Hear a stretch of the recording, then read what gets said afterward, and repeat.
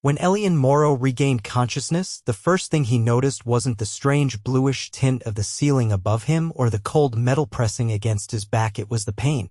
A sharp, undeniable throb in his ribs, a burning sting in his left leg, and the dull ache that seemed to run straight through the center of his skull. He sucked in a breath, and the pain in his chest flared like an alarm bell. A shadow moved across the room. Elian blinked, trying to focus his vision. The figure was tall, too tall, with limbs that bent in unfamiliar ways. Its skin shimmered with a faint, silvery hue under the sterile lights. "You are awake," the creature said, its voice flat but not emotionless. "Yeah," Elian croaked. "Feels like I got hit by a bus. Twice. You were struck by a kinetic pulse during the demonstration. We have assessed your injuries. Your ribs are fractured, and your fibula is cracked. Your brain endured minor trauma. You should not be conscious." Elian grunted. "Well, I try to be difficult." The alien tilted its head slightly. "You are Elian Morrow. Human. You volunteered for the evaluation." "Why?" He coughed, regretted it immediately, and closed his eyes until the wave of pain passed. "Because you asked for someone who can handle pain. And I figured, why not?" The alien circled him slowly. "We have studied your species. Your tolerance for pain is remarkably low. You scream from simple injuries. You sedate yourselves for dental procedures. You describe childbirth as unbearable. We find this inefficient." Elian chuckled despite the discomfort. "You're not wrong, but context matters." The creature paused. "Explain. Pain isn't about how loud you scream. It's about what you do when it hurts." The alien didn't respond. Instead, it extended one elongated limb and tapped a small device hovering nearby. A sharp hiss sounded, and a panel slid open in the far wall. Two more aliens entered, shorter than the first, their gazes fixed on Elian. The first one spoke again. "You will undergo controlled pain exposure. The Council seeks empirical evidence. We have calibrated the tests based on your biology and known thresholds. If you pass, we will reassess our classification of your species. And if I don't?" Elian asked. "You will be returned to Earth. Likely unconscious." Elian licked his lips. "Right? Let's get on with it, then." The aliens moved with efficiency, strapping him into an upright frame that kept pressure off his injured leg but held his arms and torso snugly. The tall one adjusted a small device near his shoulder. "Test 1, thermal gradient. You will feel heat. Do not speak unless to indicate unbearable levels." As the heat began to build on his forearm, Elian gritted his teeth. It started mild, like a sunburn, then crept into something deeper, more invasive. His skin sizzled against the contact point, and the smell of burning flesh reached his nose. He didn't scream. He didn't beg. He focused on breathing. After 30 seconds, the device deactivated. "That level exceeds your species-defined pain threshold by a factor of 2.4, the alien said. "You did not request cessation." Elian's voice was hoarse. "You said not to unless it was unbearable. You did not consider that unbearable?" He looked at the creature and, somehow, smiled. "I've had worse. Once got hit with a belt sander in shop class. Took off most my knuckles. This was bad, sure, but not unbearable." The alien turned to the others.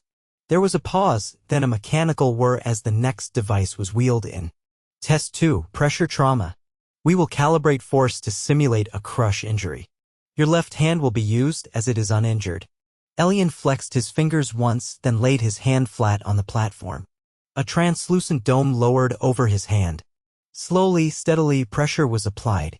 His knuckles turned white and veins bulged in his wrist. His breathing quickened, but he didn't look away. A loud crack echoed through the chamber. Elian gasped, his body tensing. His hand trembled underneath the dome, fingers twitching uncontrollably. The alien leaned in. "Fracture confirmed. Pain response." "Yeah," Elian said through gritted teeth. "That one's a 10. Do you wish to discontinue?" He met the alien's gaze. "No," the machine powered down. The dome lifted. Elian stared at his hand, swollen, discolored, useless. He didn't try to move it. The alien addressed the others. Human physiology is more durable than anticipated. However, the true anomaly lies in the psychological response. He did not react with aggression or distress. He remained communicative. Humans are complicated, Elian muttered. We don't all react the same. But don't mistake quiet for weak. The tall alien approached again. Why did you smile? Ha! After the first test. You smiled. In the presence of extreme pain. Why? Elian hesitated, then shrugged with his good shoulder. Because I was still here. That's something worth smiling about. The room fell silent. Hours passed. Elian underwent 5 more tests, each more brutal than the last. Electrical stimulation, soft tissue lacerations, oxygen deprivation. His body trembled. Sweat soaked through the thin fabric they had given him. Blood pooled on the floor beneath his seat from the gash across his thigh. His breathing was shallow and the swelling in his hand had crept up to his wrist. When it was over, the tall alien returned, a small probe scanning Elian's vitals. You are in critical condition. Your body should be in shock. Feels like it is, Elian whispered. You have proven your point. The council will be informed. You will be treated and returned. He leaned back, letting the pain wash over him. You ever think maybe we're not as soft as we look? The alien didn't answer.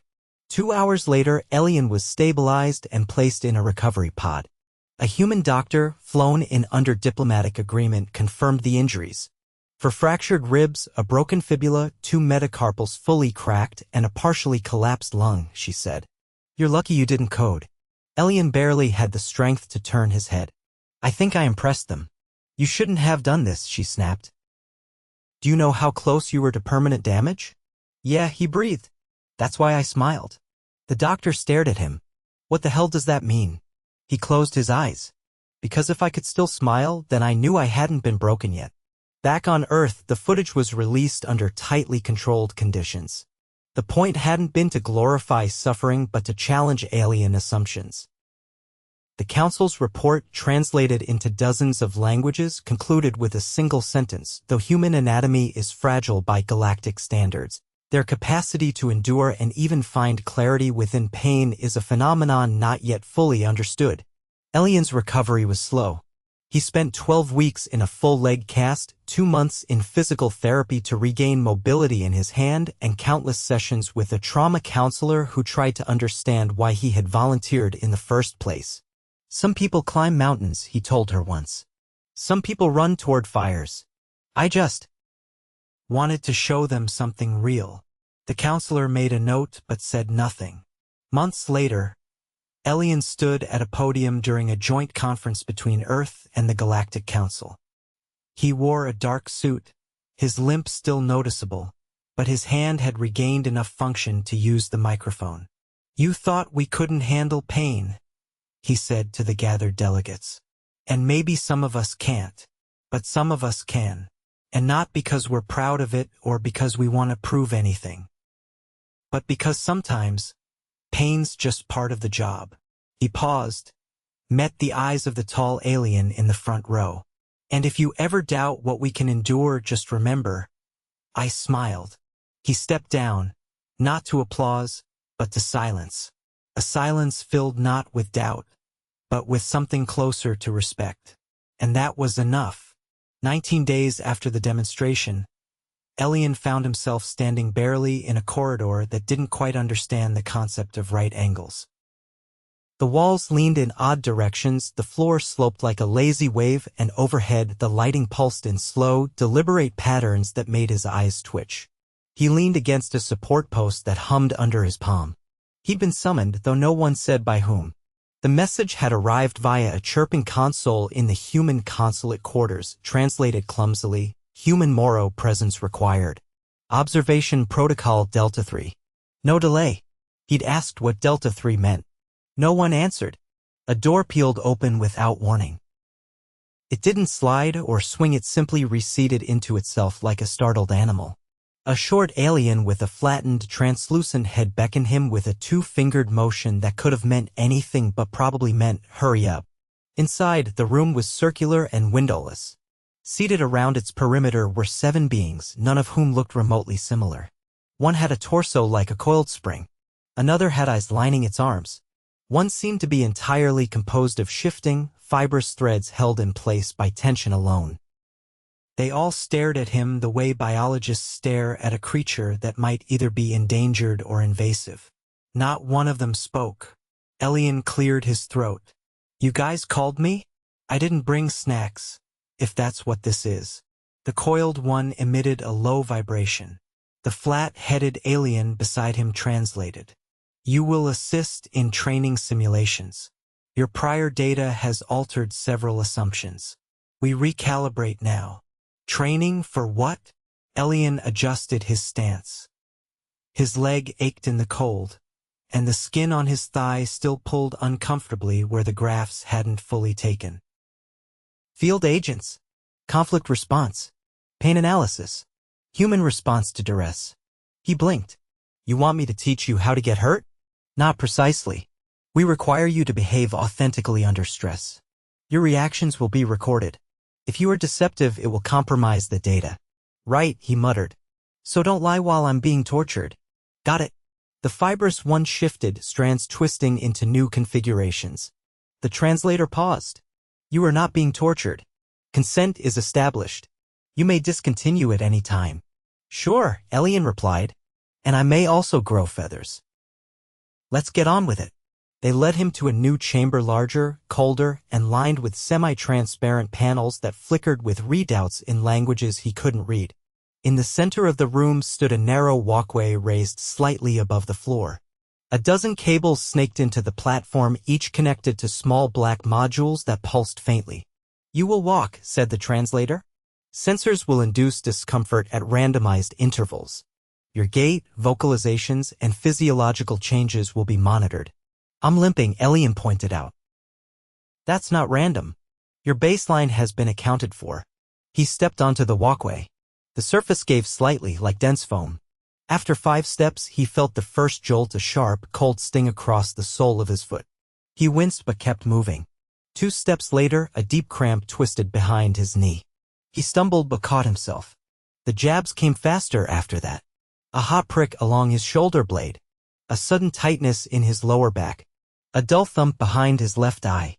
None of them unbearable, but each calibrated to disrupt. He swore under his breath, not loud, but enough to be picked up by the dozens of microphones embedded in the walls. "Continue," the translator said. "Didn't ask for a break." He kept walking until his shirt clung to his back and the tremble in his leg made each step uneven. When the walkway powered down, he stood still, breathing through his nose, jaw clenched. "Assessment complete," the translator announced.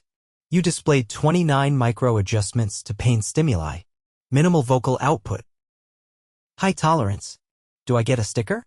The coiled one vibrated again, and the translator hesitated. "What is a sticker?" "Never mind." They brought him water. Not human water, but something filtered and mineral-heavy that tasted like boiled steel. He drank it anyway. "We will proceed," the fibers being said through the translator. "Next scenario, confined space endurance." "No moving platforms this time?" The translator didn't answer. They ushered him into what looked like a narrow vertical shaft, just wide enough for his shoulders. Once he stepped in, padded restraints locked around his arms and legs with a hiss.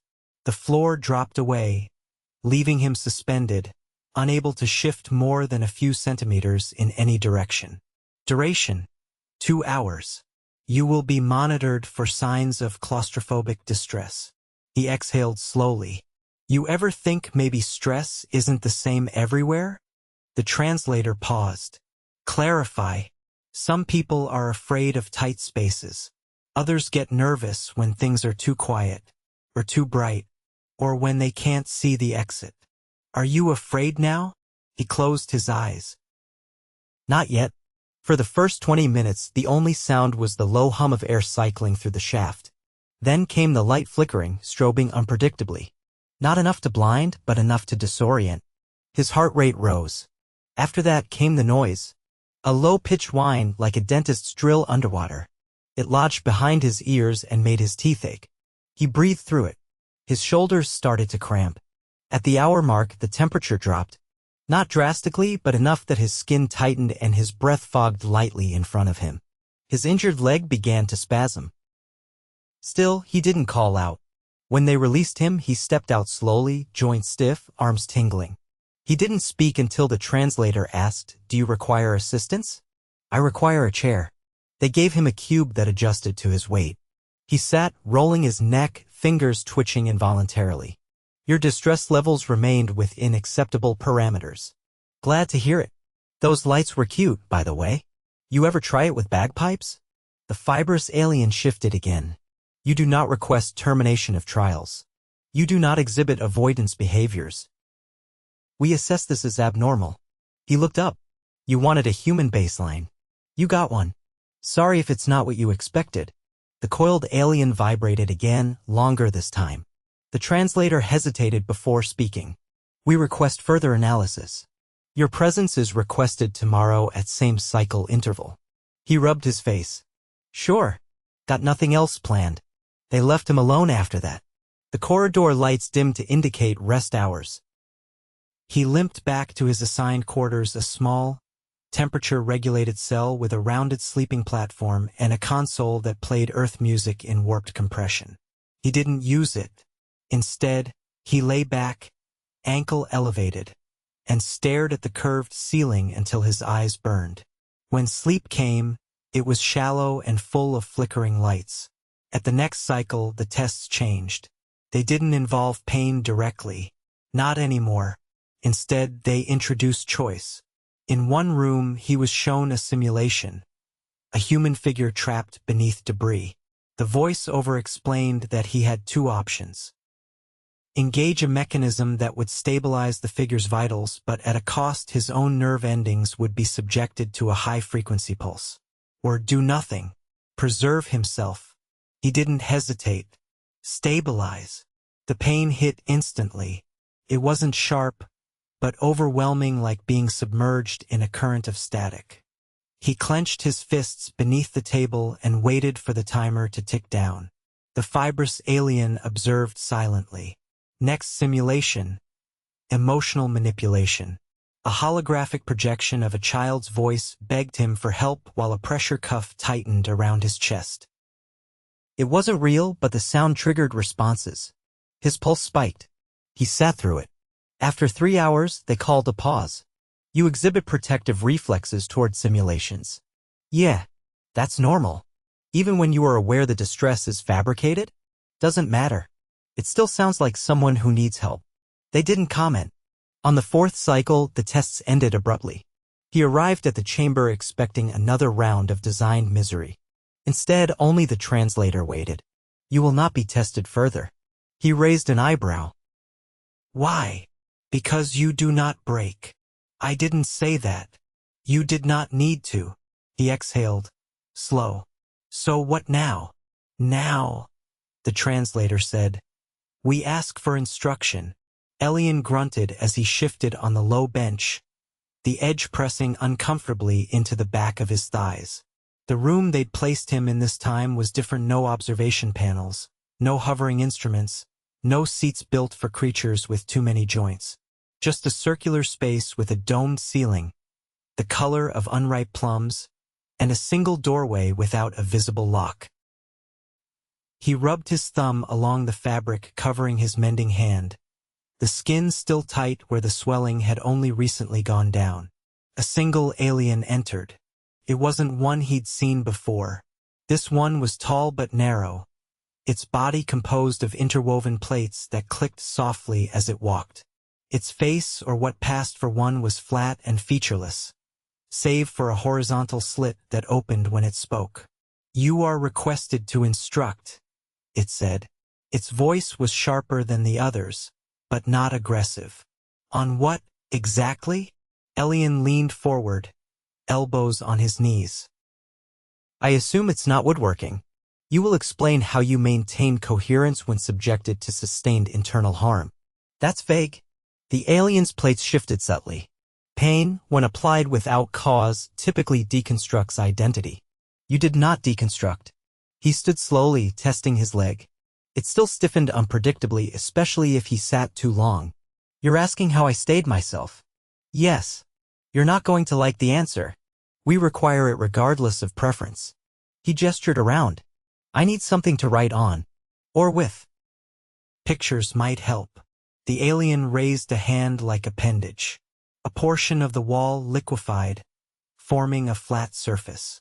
A smooth rod jutted out of it and floated toward him. He caught it. Right? Human nervous systems aren't built for this kind of teaching. But let's try. He drew a crude triangle. Pain, fear, memory. They're not separate. You hit one, the others react. But humans adapt by compartmentalizing. We tell ourselves stories, even inside our own heads. He shaded one corner. This part here, that's where I went during the worst of it. I remembered my brother getting stung by a jellyfish when we were kids. He cried for hours. I laughed so hard I threw up. That memory? It helped. The alien watched, unmoving. You're looking for a formula. There isn't one. It's not about thresholds. It's about meaning. If there's a reason, any reason, we'll endure things that make no sense biologically. You anticipate pain by invoking humor. Sometimes, he tapped the triangle. Sometimes I just think about my dog. The alien was silent for a full minute. Then, you are not what we expected. I gathered. There is a final demonstration. He tensed. I thought we were done. You are not the subject. You are the observer. 2 hours later, he stood in a chamber far colder than any he'd experienced since arriving. Thin mist curled along the edges of the floor. At the center was a low platform, and on it lay a human figure. Who is that? Elian asked. Her name is Dr. Maren Osei. She arrived yesterday. She volunteered. Elian approached slowly. The woman's eyes were closed, her breathing shallow. Electrodes dotted her temples, and a narrow band circled her neck. Her hands were still, fingers curled slightly inward. What are you doing to her? She is experiencing a simulation of long-term isolation with intermittent pain. He stared. Why? To compare your tolerance to another human. To isolate variables. You didn't tell her what she was signing up for, did you? She was informed that discomfort would occur. She consented. He sat on the edge of the platform, watching her chest rise and fall. You want to know why I didn't lose myself? It's because of this. Because even when I was in that shaft, or screaming inside my skull, I knew someone would eventually open the door. The alien stood behind him. Explain. I had a reason to believe the pain would end, even if I didn't know when. That's what keeps us coherent. Not toughness. Not biology. Hope. The woman stirred, murmuring something under her breath. Her eyelids fluttered. She's near threshold, the alien said. Then stop the test. We require confirmation. He turned. You have it. She's reacting the way most humans would. I'm not the rule. I'm the outlier. The plates shifted again. You functioned as anomaly. She functions as control. She's not a control. She's a person. The alien tilted its head. Then you confirm your own distinction. Elian stood carefully. You're not going to get the data you want from this. Because you're measuring the wrong thing. Pain isn't about nerves. It's about what's at stake. The alien withdrew. The temperature in the room began to rise. The woman's breathing evened out. Later, in the debriefing hall, Elian sat opposite 3 council representatives. 2 looked vaguely familiar. The third was new and lacked any visible mouth or eyes. You have fulfilled your role, one said. We will not require further demonstrations. I want her sent home, Elian replied. Maren. She didn't sign up for this kind of comparison. She will be returned. He nodded once. And what do you think now? Still believe humans are too fragile? The eyeless one responded. You are not fragile. You are volatile. Unpredictable. You endure not through tolerance, but refusal. That's not a compliment. It is not intended as one. He stood, wincing as his leg caught slightly. Then let me leave you with this. Don't assume a species is weak because it screams. And don't assume it's strong because it doesn't. The scream is just one note in a bigger song. He left without waiting for a reply. 3 days later, he boarded the shuttle alongside Maren, who was still groggy but stable. The medics had cleared her for travel, though advised rest for at least a month. As they left orbit, she turned to him. Did they get what they wanted? Not even close. Back on Earth, neither of them gave interviews. The footage wasn't released. No medals were awarded. But within the Council's archives, one report remained flagged for restricted access. It concluded, human endurance is not derived from structural integrity or neural design. It is an emergent property of belief, a phenomenon not replicable through artificial means. Further testing is neither advised nor ethically defensible. Elian never returned to space. He didn't need to. He'd already taught them everything they needed to know.